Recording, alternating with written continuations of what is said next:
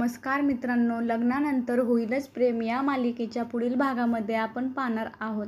जीवा हा नंदिनीला बोलतो, नंदिनी आज खूप आनंदाचा क्षण आहे आणि मला सांगा दिवाळीच्या फराळाचे काय झाले. तेव्हा नंदिनी बोलते, सर्व यादी तयार करून पाठवली आहे, सर्व सामान येईलच. आणि तेव्हा जीवा बोलतो, आज आपण दोघे मिळून फराळ करूया.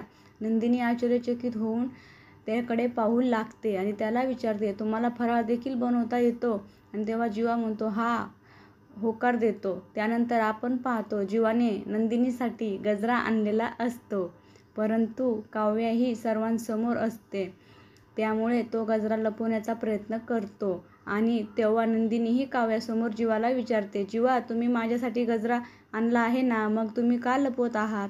त्यावेळेस काव्याही उत्तर देते, काही गोष्टी किती जरी लपवण्याचा प्रयत्न केला तरी त्या लपत नाहीत. आणि तेव्हा जीवा आणि काव्या एकमेकाकडे पाहू लागतात.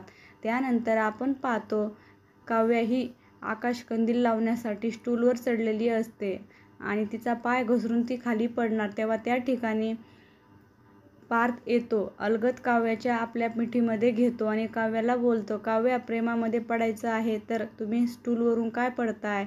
आणि तेव्हा दोघेही एकमेकाकडे प्रेमाने पाहू लागतात. आता पुढे येणाऱ्या भागामध्ये काव्या व पार्थ तसेच नंदिनी व जीवा एकमेकांच्या प्रेमामध्ये पडणार का, हे पाहणे अतिशय रंजक ठरणार आहे.